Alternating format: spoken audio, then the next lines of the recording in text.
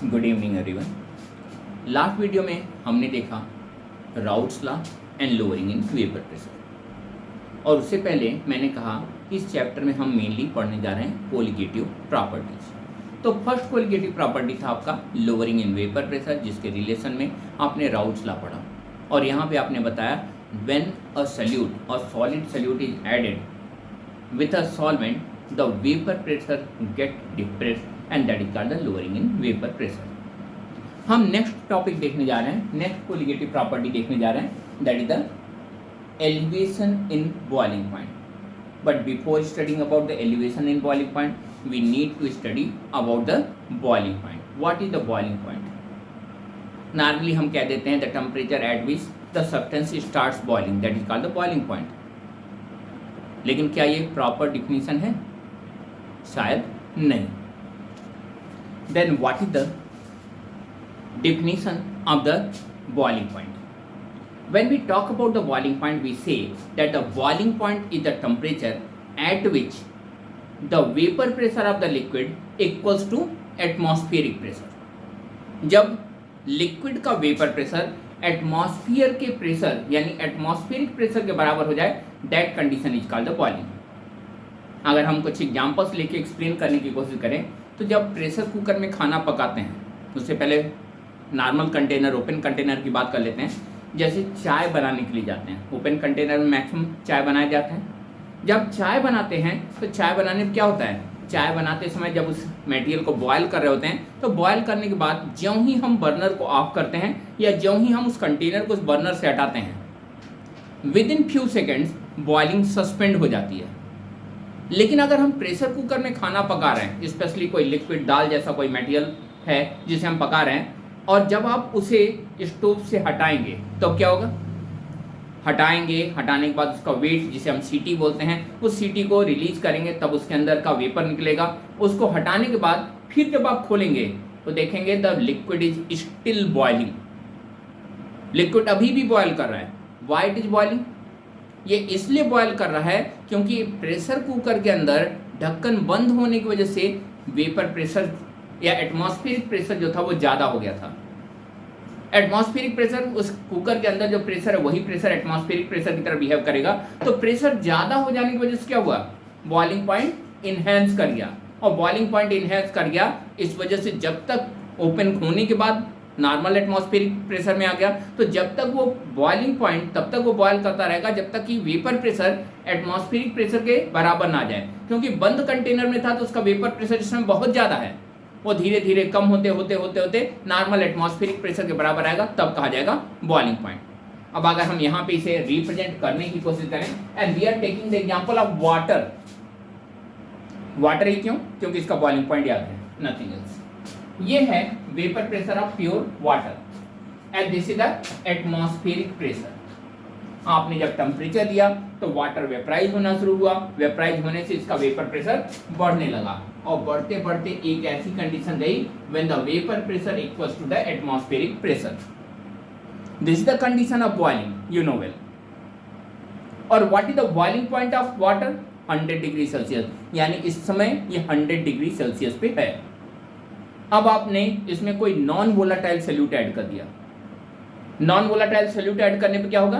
Vapour pressure की lowering हो जाएगी। इससे जस्ट पहले वाला टॉपिक यही पढ़ा था, लोअरिंग इन वेपर प्रेशर। और जब वेपर प्रेशर कम हो गया तो वेपर प्रेशर अब कम होकर यहाँ आ गया, जो यहाँ होना चाहिए था, अब ये वेपर प्रेशर यहाँ आ गया। और वेपर प्रेशर कम हुआ तो क्या हुआ?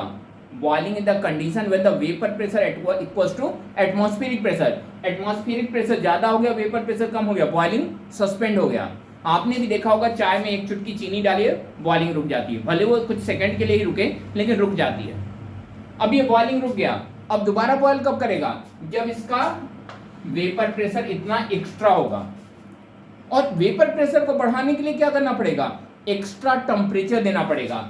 That extra temperature is called delta TB. And what is delta TB? Delta TB is called elevation in boiling point. Elevation in boiling point. Then that is called the elevation in boiling point. अब ये elevation in boiling point किन चीज़ों पे dependent है? Delta TB किन चीज़ों पे dependent है? तो delta TB is purely dependent on the concentration. Concentration कितना है उस पर डिपेंडेंट है। So you can write that delta TB is proportional to small M. Small M means molality. Why molality? Why not molarity? Because molarity is the number of moles upon volume in liter। और volume क्या है? Temperature dependent है। Temperature बढ़ाने पर volume बढ़ जाता है, temperature कम करने पर वॉल्यूम कम हो जाता है। और जब हम वेरिएशन इन टेम्परेचर की बात करते हैं तो वॉल्यूम बदलता रहेगा, वॉल्यूम बदलेगा तो कंसंट्रेशन बदलता रहेगा। हमें एक कांस्टेंट कंसंट्रेशन चाहिए, तो उसके लिए हमने मोलैलिटी ले लिया। मोलैलिटी क्या है? Number of moles upon mass in KG. ना ही नंबर ऑफ मोल्स टेम्परेचर के साथ वेरी करते हैं और ना ही मास इन केजी, और इस वजह से हमने इसे लिया हुआ है। Then this is the molality. अब एक प्रोपोर्शनैलिटी कांस्टेंट लगा देते हैं and here delta T B equal to K B small M. इस के बी को ही हम कहते हैं मोलल एलिवेशन कांस्टेंट, और इसी को हम इल्यूबोस्कोपिक कांस्टेंट भी कहते हैं। इल्यूबोस्कोपिक कांस्टेंट क्या है? मोलल एलिवेशन कांस्टेंट या इल्यूबोस्कोपिक कांस्टेंट। अगर इसे डिफाइन करना हो तो कैसे करेंगे? कई बार बोर्ड में ये भी पूछता है कि what do you mean by molal elevation constant. अब यहाँ पे इसे डिफाइन करने के लिए क्या करें? अगर हम यहाँ पे m की वैल्यू को 1 ले लें, m इक्वल टू 1, तो क्या हो जाएगा? Delta T B equal to K B.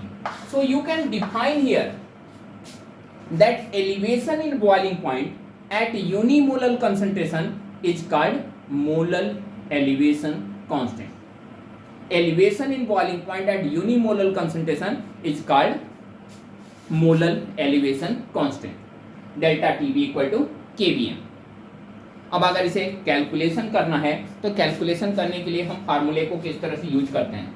वैसे तो आप डायरेक्टली यूं भी यूज कर सकते हैं delta T B equal to K B M, लेकिन थोड़ा सा एक्सपैंड कर दें तो आपको समझने में थोड़ी सी आसानी हो जाती है। हम इसे एक्सपैंड कर देते हैं और m क्या है यहाँ पे? Molality. Molality means number of moles upon mass of solvent in KG. So you can write that delta T B equal to K B. m हो गया नंबर ऑफ मोल्स, और नंबर ऑफ मोल्स क्या होता है? Given mass by molar mass upon mass of solvent m1 W1, और इसे KG में convert करने के लिए 1000 से डिवाइड कर दिया। यहाँ पे ये क्या टर्म्स हैं? डेल्टा टीबी और केबी तो पहले लिखवा चुके हैं। Delta TB the elevation in boiling point, KB the molar elevation constant. W2 क्या है? ये है मास ऑफ सॉल्यूट। मैंने वही टर्म्स यूज किए हैं जो एनसीईआरटी में यूज किए गए हैं। यहाँ पे 2 टर्म्स जो है वो सॉल्यूट के लिए यूज किया गया है और 1 टर्म सॉल्वेंट के लिए। तो यहाँ पे M2 देखेंगे, ये है आपका मॉलिक्यूलर मास और molar mass of solute. And what's about W1? This is the mass of solvent. This is the rate. अब इस पे एक क्वेश्चन लिख के देखते हैं, आप भी नोट कर सकते हैं। इफ एन एक्वस सॉल्यूशन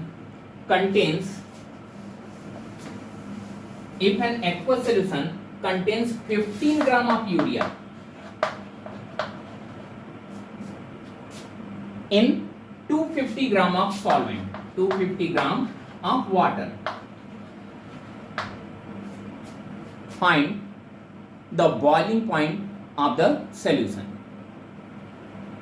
दिया क्या है? The value of Kb, that is 0.56 Kelvin kg per mole। और क्या दिया हुआ है? The molecular mass of urea, that is 60। अब इसे आपको देखना है।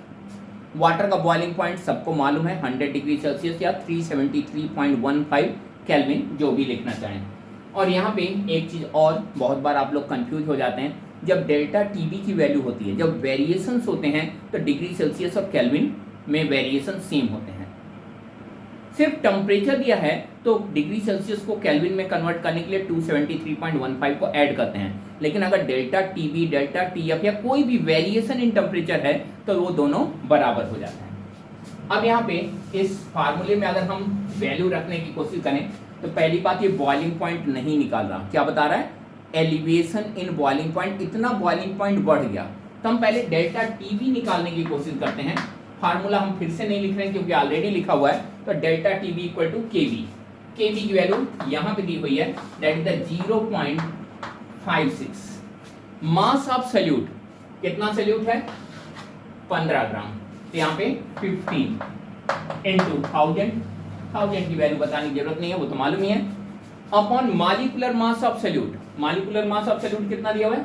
मॉलिक्यूलर मास ऑफ यूरिया है और ये है 60, एंड मास ऑफ सॉल्वेंट 250 ग्राम। ये है आपका 250 ग्राम। सॉल्व कर देते हैं। ये है 15 1 जा 15 4 जा, और ये 1 टाइम्स और 4 टाइम्स, 4 को 4 से कैंसिल कर दिया। तो delta TB equal to 0.56। Then what will be the boiling point of solution?